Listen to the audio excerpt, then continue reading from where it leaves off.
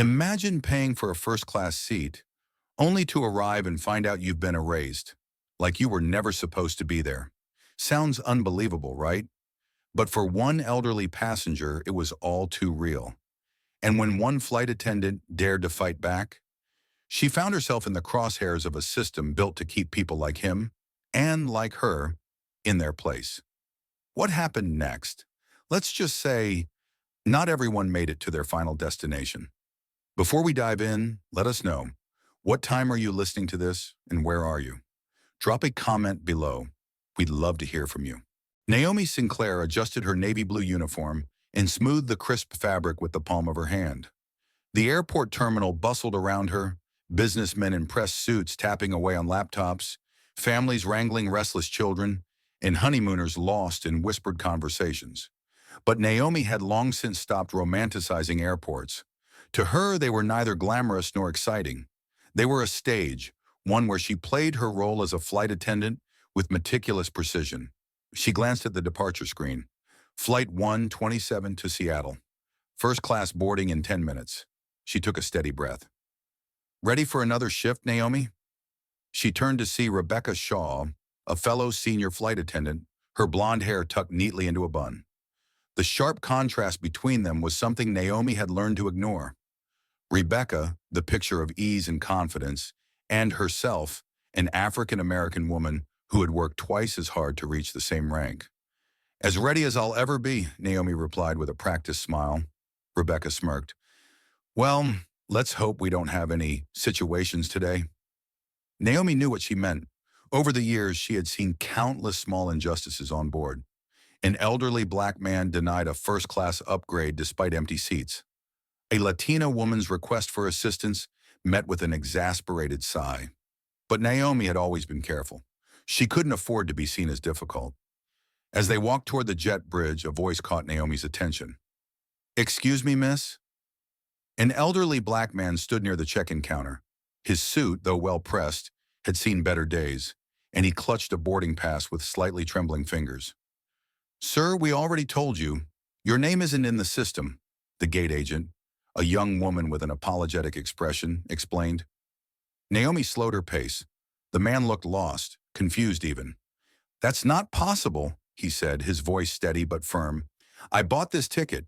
First class, seat 2. Naomi's pulse quickened. Rebecca nudged her. "Naomi, let's go." But Naomi's feet didn't move. She watched as the gate agent sighed and turned to her computer, typing half-heartedly. "I don't see your reservation, sir." The man's jaw tensed. He exhaled slowly, as if this wasn't the first time he'd been made to feel invisible. "What's your name, sir?" Naomi asked, stepping closer. "Harlan Bishop," he said. "I booked this ticket over a month ago." Naomi glanced at the screen. Something wasn't right. The seat was indeed occupied, but not by Harlan Bishop.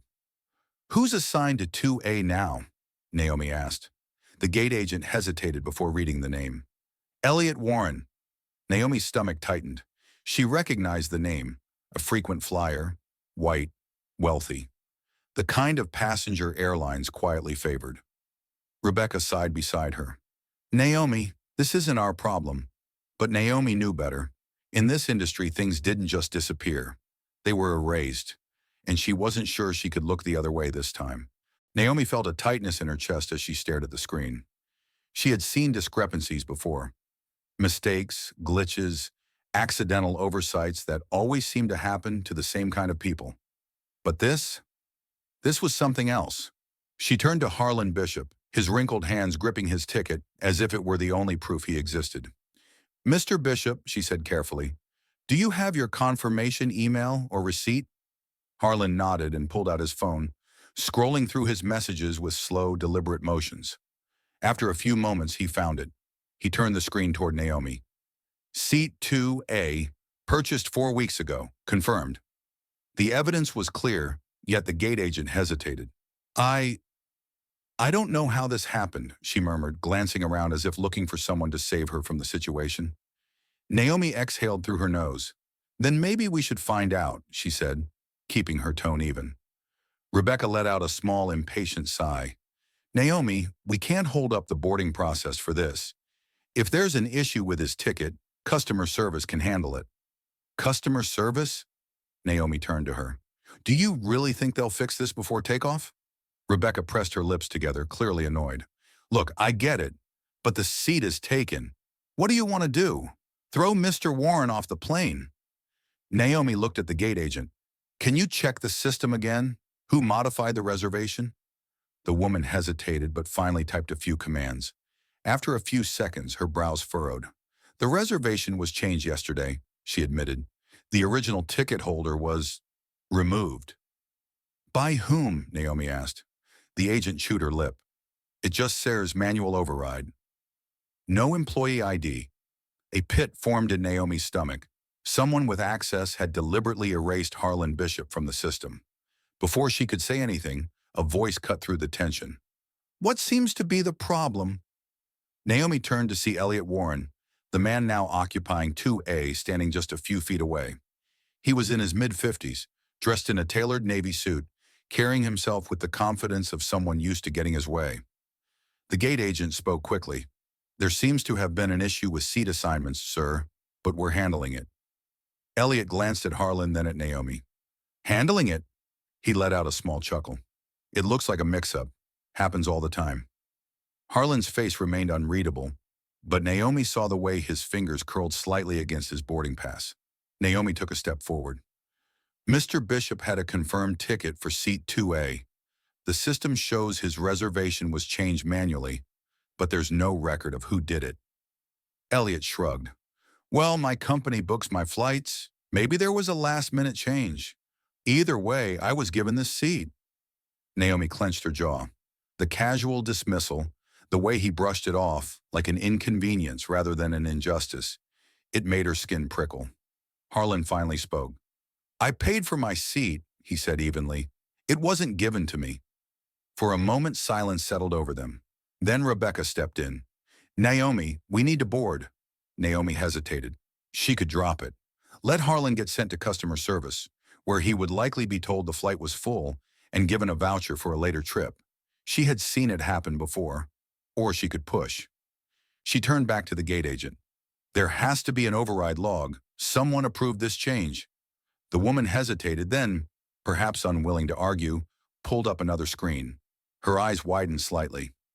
It was overridden by a senior crew member. Naomi's pulse quickened. Who? The agent swallowed. Rebecca Shaw. A cold wave ran through Naomi's body. She turned to her colleague, who looked utterly unfazed. Rebecca exhaled. Are we really doing this, Naomi? Naomi stared at her. She had suspected, but now she knew. This wasn't an accident. It was intentional. Naomi's fingers tightened around the edge of her tablet. She felt a slow, burning heat rise in her chest. Not the kind that flared up in anger and disappeared, but the kind that settled deep, like an ember waiting to ignite. Rebecca Shaw. The name glared back at her from the override log, as if daring her to react. Naomi turned, studying her colleague's face. There was no guilt, no hesitation, just mild annoyance, as if this were nothing more than a slight inconvenience in her day. Tell me I'm wrong, Naomi said, keeping her voice steady. Tell me you didn't deliberately erase Mr. Bishop's ticket to make room for Warren. Rebecca sighed, rolling her eyes like Naomi was making a scene over nothing. I didn't erase anything, she said coolly. I made an adjustment. The system flagged Mr. Bishop's reservation for review and... The system didn't do that, Naomi cut in. You did. Rebecca arched an eyebrow. And? The single word sent a chill down Naomi's spine. There was no apology, no excuse, just indifference. Harlan Bishop stood silently, watching the exchange, his hands resting on his cane. He had the air of a man who had seen this play out before, countless times in his life, a man who knew how this story usually ended. Naomi wasn't sure she could stomach letting it end that way again. She turned back to the gate agent. Put Mr. Bishop back in seat 2A. The woman hesitated, glancing at Rebecca. Rebecca let out a small laugh. You don't have the authority to override my decision. Neither did you, Naomi shot back. Elliot Warren cleared his throat, stepping forward. Look, ladies, he said, adjusting his cufflinks. I don't know what's going on here, but I was assigned 2A. I have work to do on this flight. I'm not switching seats because someone forgot to confirm their reservation. Harlan's grip on his cane tightened. Naomi caught the flicker of something in his eyes, something he had likely spent a lifetime swallowing down. She turned back to Rebecca. You can fix this. Right now. Rebecca crossed her arms. Naomi, don't be dramatic. It's one seat. Let it go. Naomi's jaw clenched. One seat, she echoed. That's all it ever is, isn't it? One seat, one opportunity, one promotion that was mysteriously given to someone else. One moment of being quietly erased while someone more fitting took your place. And every time, the people responsible called it a mistake, a misunderstanding, a system error. She looked at Harlan Bishop, standing there with a dignity that had somehow survived decades of being pushed aside, and she made her decision. Naomi took a step back, squared her shoulders, and spoke loudly enough for everyone in the gate area to hear. Mr. Bishop bought his seat. His reservation was deleted manually by a senior crew member. That means this wasn't a mistake, it was a choice. And now we have another choice. We can fix it, or we can pretend it doesn't matter. The murmurs started almost immediately. Passengers in the first-class line turned their heads. A woman holding a designer handbag exchanged a glance with her husband. A younger man in a business suit frowned at his phone, likely pulling up news articles on airlines and discrimination lawsuits. Elliot Warren sighed heavily, rubbing his temples. Jesus Christ, he muttered. Rebecca's face darkened. You think making a scene is going to change anything? Naomi met her gaze head-on. I think the only thing worse than making a scene is pretending there's nothing to see. A pause. Then, to everyone's surprise, Elliot Warren sighed and took a step back. Fine, he said, his voice clipped. Switch us back. It's not worth the headache. Rebecca turned on him. Elliot, you don't have to. I don't have time for this, he snapped. I have actual problems to deal with, and I don't need to be at the center of someone's crusade. He turned to Naomi. Happy? Naomi didn't answer him. She turned to the gate agent instead. Fix it. The woman hesitated only a second longer before typing a few commands. A beat. Then, Seat 2A has been reassigned to Mr. Bishop, she announced. Harlan let out a quiet breath, nodding slowly. Thank you.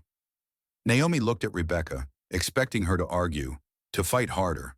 But Rebecca simply stared at her, something calculating behind her eyes. This wasn't over. Naomi knew that. But for today at least, Harlan Bishop still existed. The atmosphere inside the cabin felt heavier than usual. Naomi moved through first class with practiced efficiency, but she could feel Rebecca's eyes on her. The unspoken tension lingered between them like a storm cloud waiting to break. Harlan Bishop sat quietly in seat 2A, his hands resting on the armrests, his expression unreadable. He hadn't said much since boarding, just a small nod of acknowledgement when Naomi helped him settle in. She could only imagine what was going through his mind. How many times had he been in this position? How many times had he been told in so many words that he didn't belong? Naomi glanced toward the galley. Rebecca stood by the beverage cart, her lips pressed into a thin line. You really made a mess back there, she murmured when Naomi passed. Naomi kept her voice even. I fixed a mistake. Rebecca gave a sharp, humorless chuckle. You humiliated me in front of the entire boarding area. You think that makes you a hero? Naomi didn't flinch. I think it makes me someone who actually gives a damn. Rebecca's eyes darkened. You don't get it, do you? This isn't just about one seat. People like Elliot Warren fly with us all the time.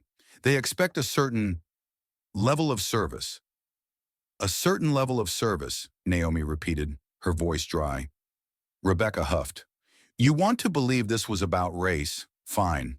But it was about priority. Mr. Bishop booked through a third-party site. Elliot Warren's company spends millions with us every year. So yeah, I made a judgment call. Naomi's stomach twisted. There it was, the excuse, the justification wrapped in corporate language, as if that made it any less disgusting. You erased him, Naomi said quietly, like he was nothing. Rebecca's eyes flickered with something unreadable. But before she could answer, a call light chimed from first class. Naomi turned, pushing down the fire in her chest. This wasn't over, but for now she had a job to do. She moved towards seat 3B, where a middle-aged woman in a crisp blazer gestured impatiently. "Miss, can I get a glass of Chardonnay?" "Of course," Naomi said smoothly. She retrieved the bottle, pouring the wine with practiced grace. As she did, she noticed Harlan shift in his seat, adjusting the lapel of his jacket. His eyes flicked toward her, as if weighing whether to speak. Then softly he said, "You remind me of my daughter." Naomi paused, setting down the bottle. "I do," Harlan gave a small nod. "She always stood her ground, even when the world told her not to. Got her into trouble more than once."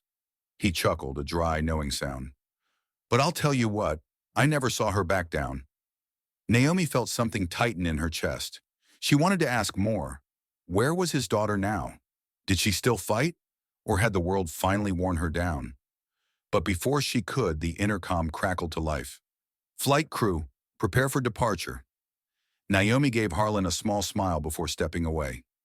As she secured the cabin, her mind buzzed with Rebecca's words, with Harlan's quiet resilience, with the feeling that this moment, this fight, was only the beginning.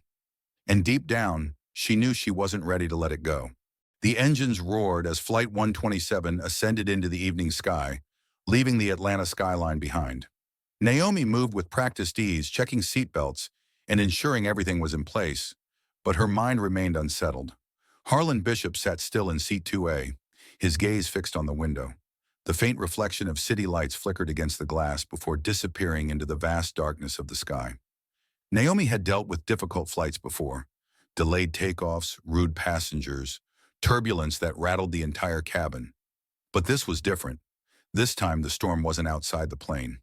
It was in the tension that hung thick in the air, in the unspoken battle that had unfolded between her and Rebecca, and in the knowledge that this wasn't over. She made her way to the galley where Rebecca was stacking cups with a little too much force. "You're lucky," Rebecca muttered, not looking up. Naomi narrowed her eyes. "Lucky?" Rebecca exhaled sharply, turning to face her. "That Warren didn't push back harder. If he had called corporate, you'd be looking at a disciplinary hearing right now." Naomi crossed her arms. "So that's how it works? We just let things slide because it's easier?" Rebecca scoffed. "Don't be naive. You think you changed anything? You embarrassed a paying customer and made me look bad in the process. And for what? Some old man's seat? You think he's the first person to get bumped for someone with more status?" Naomi's stomach twisted. "It's not just about a seat. It's about how easily people like him get erased, and how people like you think it's normal." Rebecca's jaw clenched. "Watch yourself, Naomi." A beat of silence stretched between them before Rebecca grabbed a stack of napkins and stalked off toward the first-class cabin. Naomi let out a slow breath, steadying herself against the counter. She wasn't sure what bothered her more, Rebecca's words, or the fact that deep down, she knew Rebecca wasn't entirely wrong. This wasn't over, and she had a feeling that before the flight landed, things were going to get worse. 30 minutes into the flight, Naomi was making her rounds when she noticed Harlan shifting uncomfortably in his seat. His hand rested against his chest, his breathing slow but labored. She moved toward him immediately. "Mr. Bishop, are you all right?" Harlan blinked, as if just realizing she was there. "Just a little tightness," he murmured. "Probably nothing." But Naomi saw the way his fingers pressed lightly against his sternum, the way his lips were just a shade paler than before. A familiar voice piped up from across the aisle. "He's probably fine," Elliot Warren said, barely glancing up from his tablet. "Old folks tend to overreact about things." Naomi ignored him. "Sir, have you had this feeling before?" Harlan exhaled slowly. "Years ago, doctors said my heart wasn't as strong as it used to be." Naomi's stomach flipped.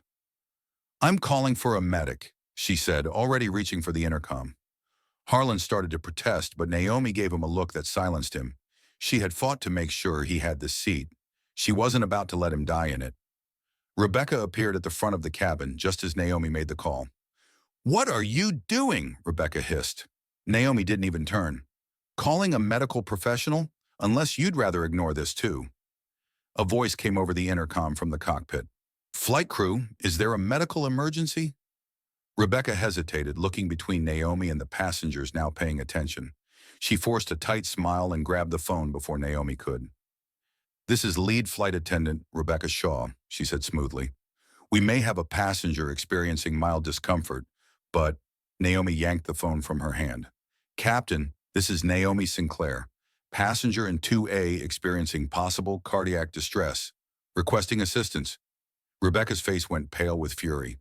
But Naomi wasn't backing down. And this time, the whole plane was watching. The air inside the cabin felt heavier, charged with a quiet tension that stretched across first class. Passengers, who had previously buried themselves in tablets and champagne, were now watching. The moment Naomi took the intercom from Rebecca, the balance of power had shifted, whether Rebecca liked it or not. Naomi kept her voice steady. "Captain, do we have a medical professional on board?" A beat of silence. Then the response crackled over the speaker. "We'll make an announcement now." Rebecca's jaw clenched so tightly Naomi thought she might snap. But instead of arguing, she spun on her heel and stormed toward the front galley. Naomi turned back to Harlan, kneeling slightly to be at his level. His breathing had steadied, but she could still see the discomfort etched into the lines of his face. "Mr. Bishop, we have a doctor coming. Just sit tight, all right?" Harlan gave her a small nod, his fingers resting lightly on his chest. "Didn't mean to cause a fuss." Naomi's lips pressed into a thin line. "You're not causing anything. We're going to take care of you." From across the aisle, Elliot Warren sighed loudly. "Oh, for God's sake, it's just a little pressure. You don't need to turn this into some kind of spectacle." Naomi ignored him. A few moments later, a man in his late 40s stepped forward, adjusting the ID badge clipped to his blazer. "I'm Dr. Patel," he said, glancing at Naomi. "I can help." Relief washed over her. "Thank you. He's been experiencing tightness in his chest, and he mentioned a history of heart issues." Dr. Patel nodded and crouched beside Harlan. "All right, sir, let's check you out." As the doctor worked, Naomi felt eyes on her. She turned slightly and saw Rebecca standing by the galley, her arms crossed, her expression unreadable. But Naomi knew exactly what Rebecca was thinking. This isn't your job. And yet Naomi had never felt more certain that she was exactly where she needed to be. 15 minutes later, Dr. Patel stood, adjusting his cuffs. "He's stable for now," he said, glancing between Naomi and Rebecca. "But I'd recommend an emergency landing." Rebecca's eyes flashed with something dangerous. "That's not necessary." Naomi's stomach twisted. "Are you kidding me?" Rebecca let out a slow, exaggerated breath. "I mean, it's not protocol unless the situation worsens. We're halfway to Seattle. If we divert now, it's a logistical nightmare. And, Naomi shot back. Rebecca hesitated, then glanced toward the cockpit. "And it's not our call." Dr. Patel frowned. "I can tell you right now, his vitals are stable, but if his condition declines, it could be serious. You'd rather risk that at 35,000 feet? Naomi could see it happening. Rebecca calculating the consequences, weighing whether it was worth the hassle. She wasn't thinking about Harlan. She was thinking about how this would look on her performance report. Naomi turned away from her, grabbed the intercom again. "Captain, medical evaluation completed. Doctor recommends emergency landing." Rebecca physically tensed. "Naomi!" "Not up to you, Rebecca," Naomi snapped. The intercom clicked. Then the captain's voice. "Understood. We'll divert to Denver. Prepare the cabin." A ripple of murmurs passed through first class. Some passengers groaned in annoyance, but Naomi didn't care. Harlan Bishop's life mattered more than their schedules. Rebecca stood stiff, her fists clenched at her sides. When she finally spoke, her voice was dangerously low. "You just made a very big mistake." Naomi met her gaze, her own voice calm. "I can live with that." The cabin lights dimmed slightly as the plane began its descent toward Denver. Naomi moved quickly through first class, securing trays, ensuring seatbelts were fastened, and checking on Harlan Bishop.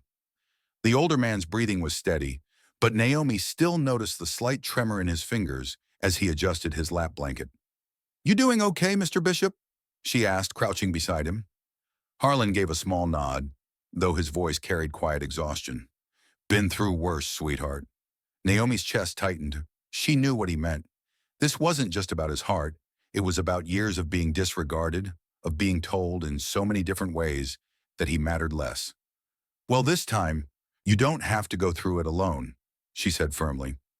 Harlan's lips twitched slightly, the closest thing to a smile she'd seen from him. Across the aisle, Elliot Warren sighed loudly, closing his laptop with an audible snap. Do we have an ETA yet, or are we just circling for dramatic effect? Naomi ignored him, but Rebecca didn't. Mr. Warren, I apologize for the inconvenience, she said, her voice polished and professional in a way it hadn't been earlier.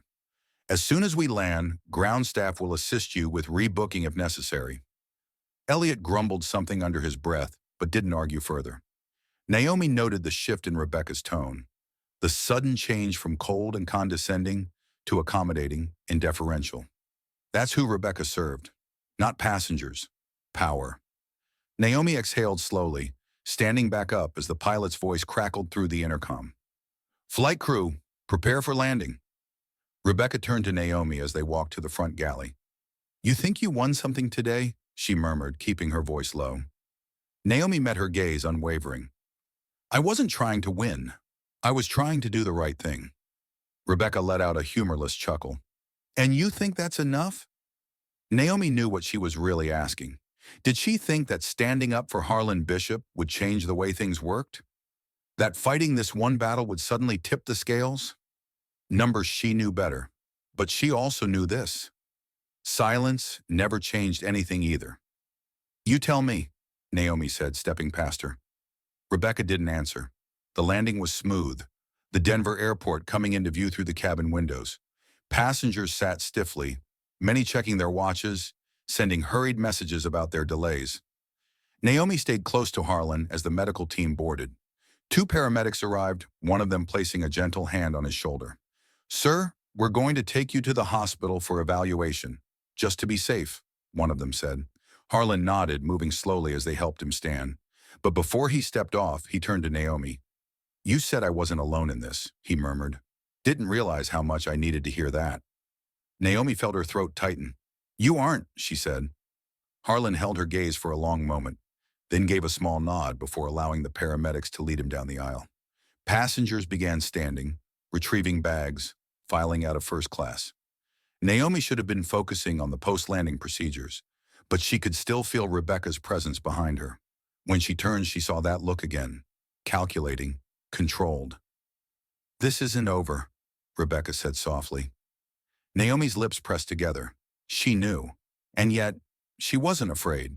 Denver International Airport buzzed with movement as passengers from Flight 127 streamed into the terminal, some rushing to rebook flights, others complaining about missed meetings and wasted time.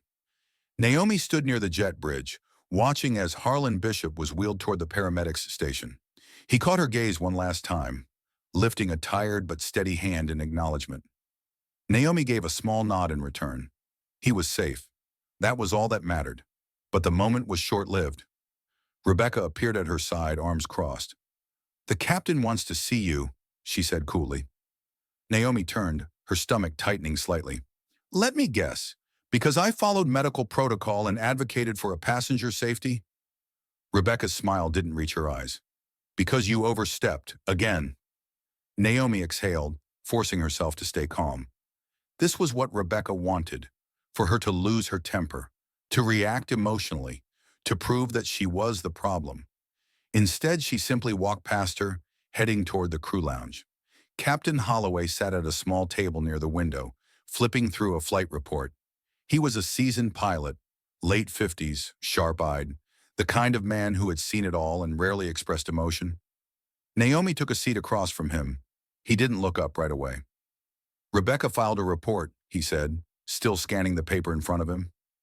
Naomi's jaw clenched. Of course she did. Now he met her gaze. Did you override her authority? Naomi didn't hesitate. I followed protocol. A passenger had a potential cardiac emergency, and the onboard doctor recommended an emergency landing. I relayed that information. Rebecca wanted to ignore it. Captain Holloway studied her for a long moment, then sighed, rubbing his temples. Naomi, do you know how much money this diversion cost the airline? There it was. Naomi sat back in her chair. I imagine a lot, she said evenly. But tell me, how much would a wrongful death lawsuit cost? Holloway's lips pressed together. Rebecca told me you made a scene at the gate, he said. That you challenged her authority in front of passengers? Naomi exhaled slowly. A passenger's reservation was erased to make room for a corporate flyer. I questioned that decision. He didn't react. I need to ask you, do you think this was about race?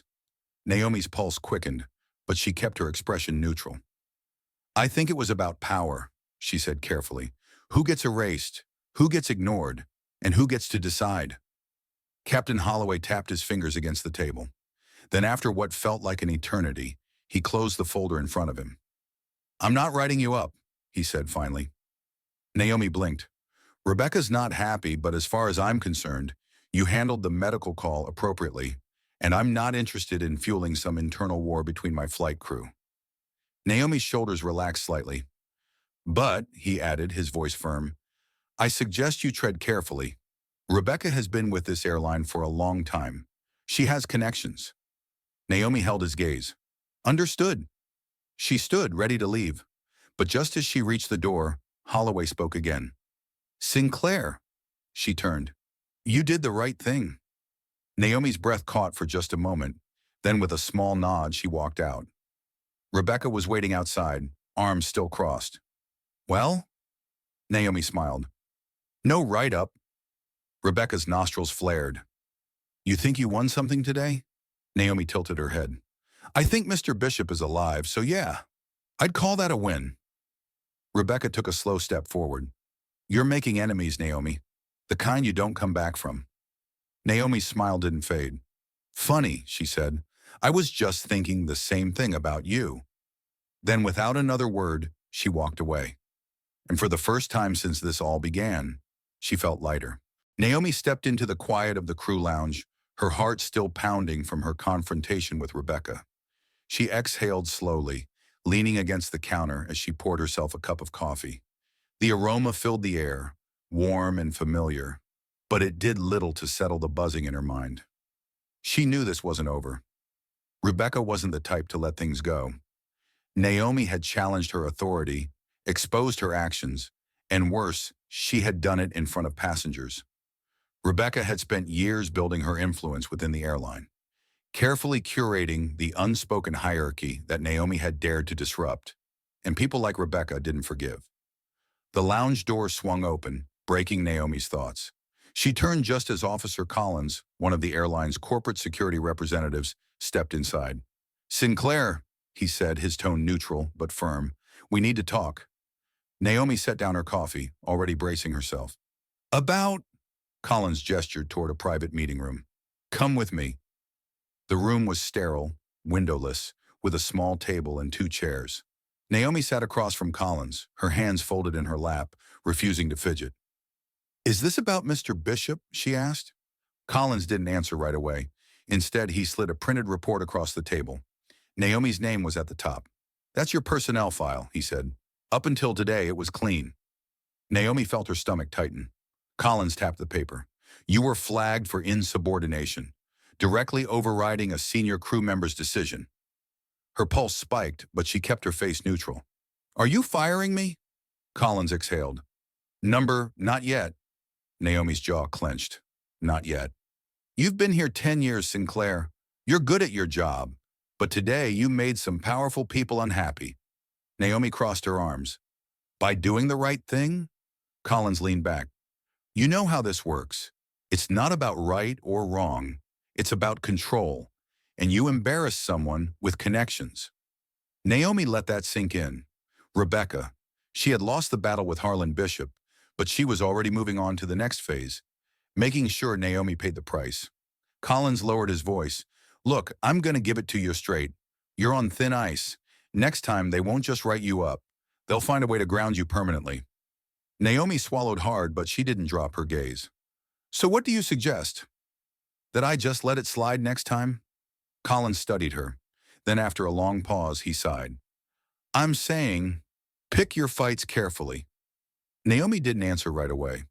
She thought of Harlan Bishop, the way his hands had trembled, the way his name had been erased like he never existed. And she knew something for certain. This fight, she wasn't done with it yet.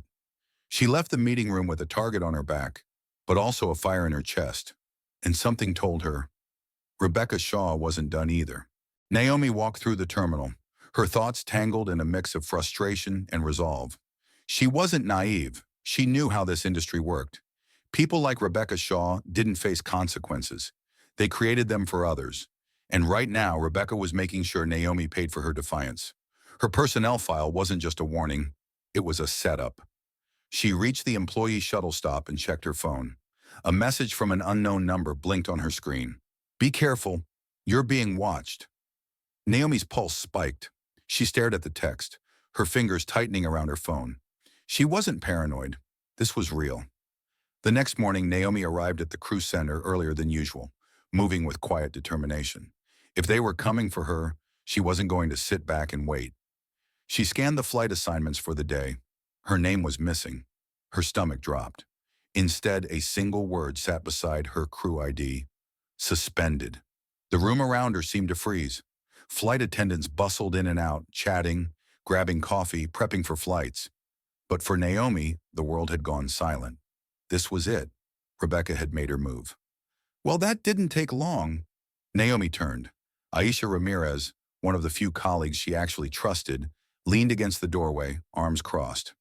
You heard? Naomi asked. Aisha let out a dry laugh. Girl, the whole damn crew knows. Rebecca's been busy. Naomi exhaled through her nose. How bad? Aisha pulled out her phone and scrolled before holding it up. Naomi's stomach twisted as she read the internal report from HR. Due to repeated insubordination and failure to adhere to chain-of-command procedures, Flight Attendant Naomi Sinclair has been placed on indefinite suspension pending review. Her breath caught. Rebecca had made it look official. Aisha studied Naomi's face. They're trying to bury you. Naomi clenched her jaw. They picked the wrong person to erase. Naomi didn't go home. She went to the corporate office. The HR receptionist barely glanced up. Do you have an appointment? Naomi leaned on the counter. Number. But I have a problem that your department created, and I need to speak to someone who actually gives a damn. The receptionist's brows lifted slightly. I'm sorry, but without an appointment? She's with me. Naomi turned. Elliot Warren stood behind her, her stomach twisted with uncertainty. What are you? Elliot shrugged, adjusting his expensive watch. Figured you might need a witness. The receptionist visibly stiffened. Corporate wasn't used to passengers, especially wealthy ones, getting involved in employee disputes. One moment, please, she said before rushing toward the back offices. Naomi turned to Elliot, still wary. Why are you helping me? Elliot sighed. Look, I'm not saying I'm suddenly enlightened, okay? But you were right. I got that seat because someone made a choice. I ignored it because it benefited me. But watching how they're handling this? His lips pressed into a thin line. It's dirty. Even for them. Naomi didn't trust him. Not fully. But right now he was leverage. And if Rebecca thought she was the only one who could play this game, she was dead wrong. The HR manager's office was colder than Naomi expected, not just in temperature, but in atmosphere. The walls were an impersonal shade of beige, the furniture stiff and corporate, designed to make employees feel small. Naomi sat across from Lisa Grover, the airline's senior HR representative. Rebecca Shaw sat beside her. Naomi wasn't surprised. Rebecca had made sure she was here for this. Lisa cleared her throat, glancing at the file in front of her. Ms. Sinclair, as you're aware, you have been placed on indefinite suspension pending review of your recent actions. Naomi didn't blink. My recent actions included following medical protocol, ensuring passenger safety, and questioning why a confirmed ticket was erased from our system. Rebecca let out a slow exhale, as if Naomi was exhausting her. We're not here to debate what happened. Lisa nodded. We're here to discuss the formal complaint filed against you by your supervisor. Actually, we're here to discuss something else. All eyes snapped to Elliot Warren. He leaned back in his chair, one ankle casually resting over his knee, looking completely at ease despite the tension in the room.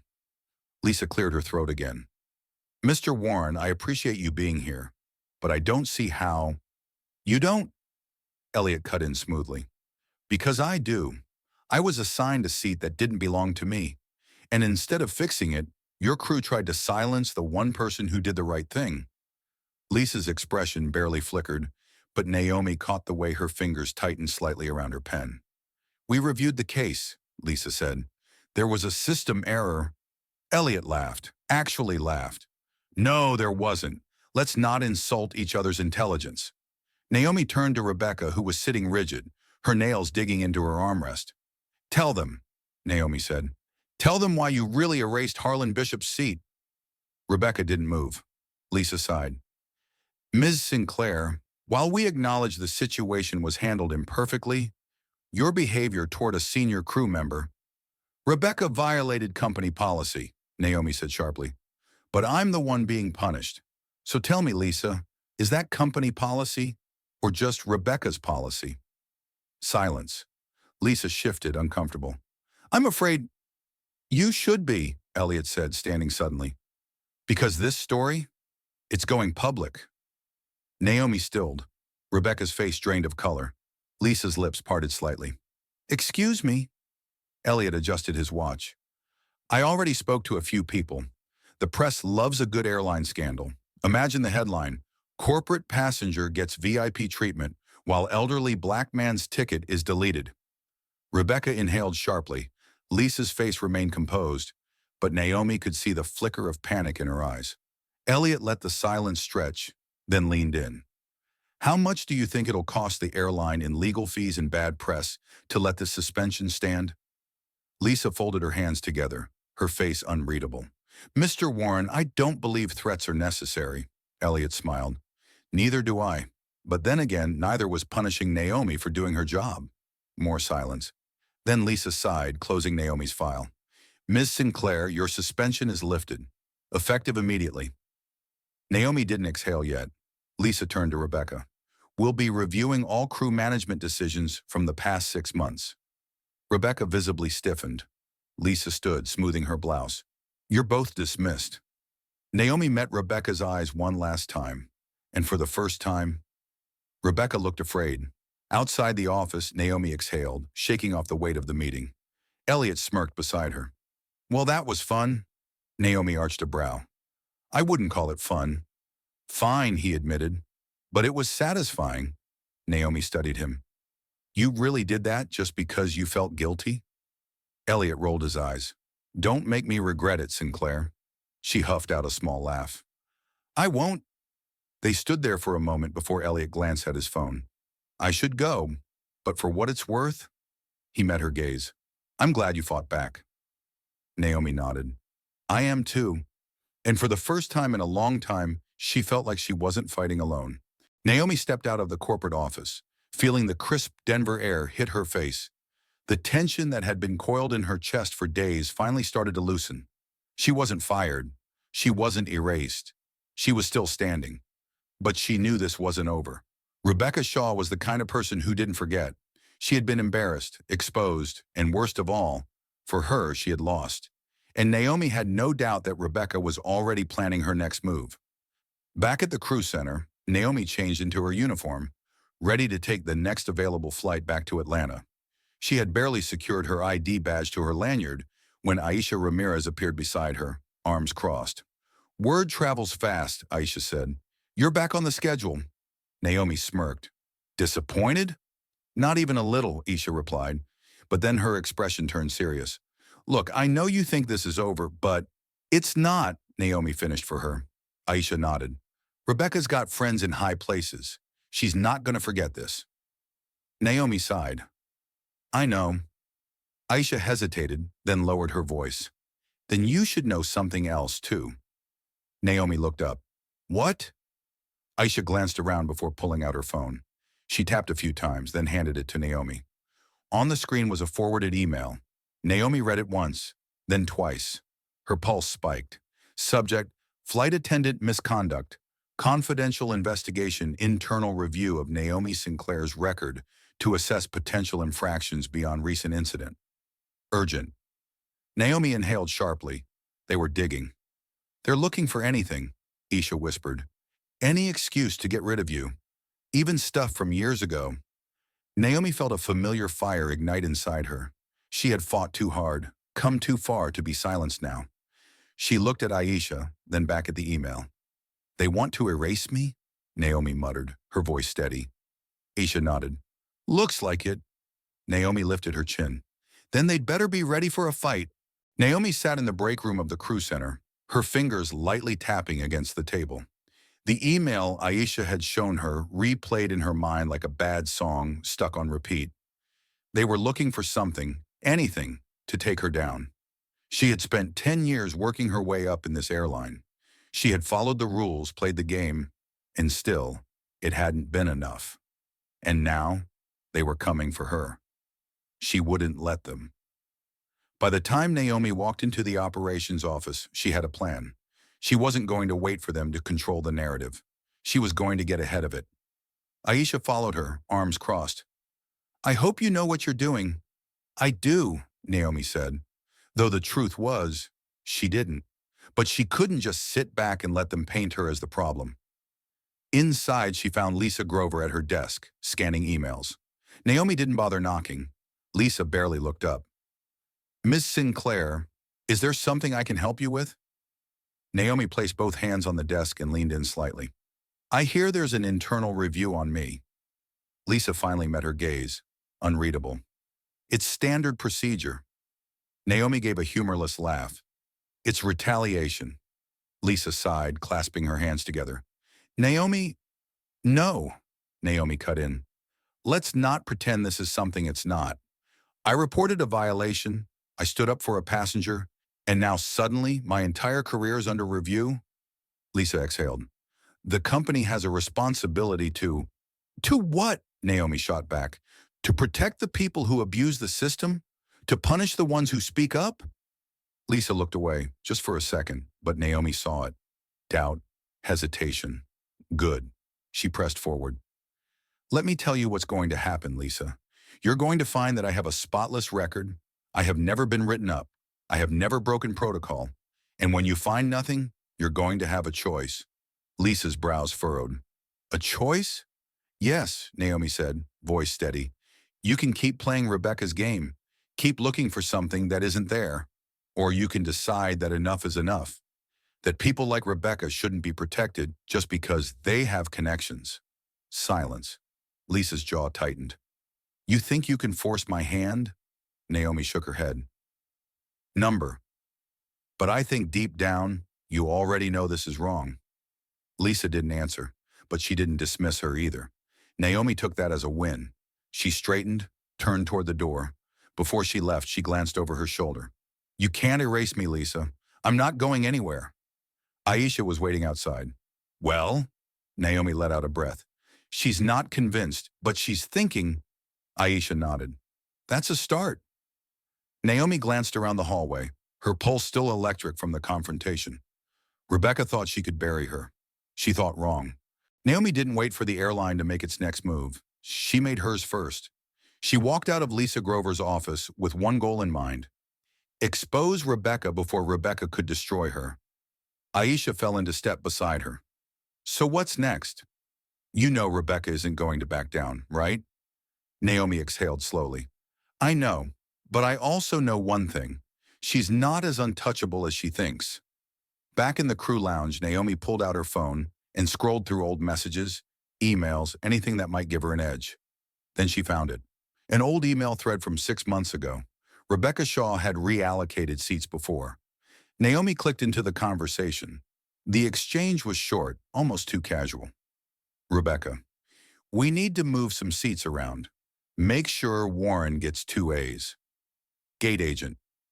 What about the original passenger? Rebecca, just process a downgrade. They'll complain, but it'll pass. Naomi stared at the screen, her heart pounding. It wasn't just Harlan Bishop. Rebecca had been doing this for months, and now Naomi had proof. She turned the screen toward Aisha, who leaned in, eyes narrowing. Holy shit, this is it. Naomi nodded. Yeah, it is. She stood, her mind racing. I'm taking this to Lisa. Aisha hesitated. You sure she won't just cover for Rebecca? Naomi swallowed. She might, but this time, she won't just be covering for a mistake. She'll be covering a pattern of corruption. And if she chooses the wrong side? She glanced at Aisha, eyes steady. Then we go public. Aisha let out a slow breath. Damn, girl. You're really doing this. Naomi didn't hesitate. Damn right, I am. The second Naomi stepped back into Lisa's office, she didn't give her time to dismiss her. She slid her phone across the desk. Read it. Lisa frowned, picking up the phone. As she read, Naomi watched her face carefully. The small shift in her expression, the tightening of her jaw, the flicker of realization. This, Lisa started, then stopped. Naomi crossed her arms. This is bigger than just me, Lisa. This is a systemic issue. Rebecca has been manipulating seat assignments for months. How many other passengers have been erased for the right kind of client? Lisa set the phone down, rubbing her temples. Do you realize what you're asking me to do? Naomi didn't blink. Yes, I'm asking you to do the right thing. Silence stretched between them. Then Lisa exhaled sharply. Leave this with me. Naomi nodded but didn't thank her. Not yet, because this wasn't over. Not until Rebecca Shaw finally fell. Naomi barely slept that night. Even after handing over the evidence, she knew the real battle was just beginning. Rebecca wasn't just going to disappear quietly.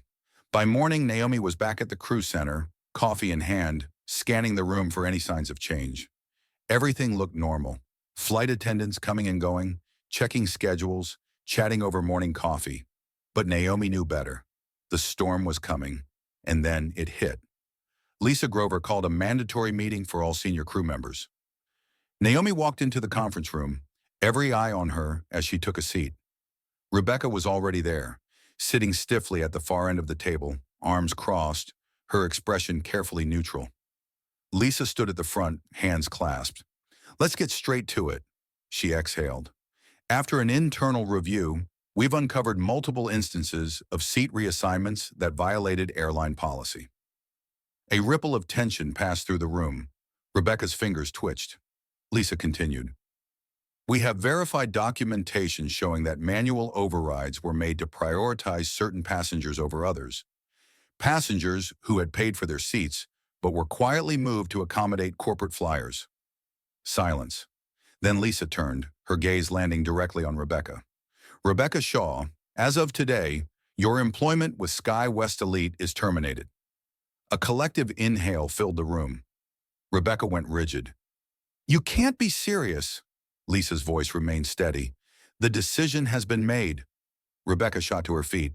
You're firing me for something that's been happening for years? Something every airline does? Lisa met her glare. We're firing you because you made it personal. Rebecca's eyes snapped to Naomi. Naomi didn't flinch. Rebecca let out a harsh laugh, shaking her head. You really think this changes anything? She sneered at Naomi. You think you won? Naomi finally spoke. Her voice was calm, steady. I think Harlan Bishop got to sit in the seat he paid for. I think people like you are finally facing consequences.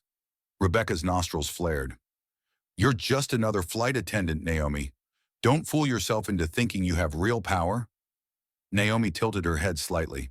Then why are you the one being escorted out? Rebecca went silent. Security entered the room. And just like that, Rebecca Shaw was erased. After the meeting, Aisha found Naomi in the hallway. Damn, she breathed. I did not think they'd actually do it. Naomi exhaled. Neither did I. Aisha nudged her. So, how does it feel? Naomi thought for a moment. She had fought. She had risked everything. And for the first time in her career, she hadn't been the one forced to back down. She smiled. Feels like I finally took my seat. Naomi stepped outside the crew center, the crisp morning air hitting her skin like a reset button. Rebecca Shaw was gone, fired, erased from the very system she had used to erase others. But Naomi knew better than to celebrate just yet. This wasn't a happy ending.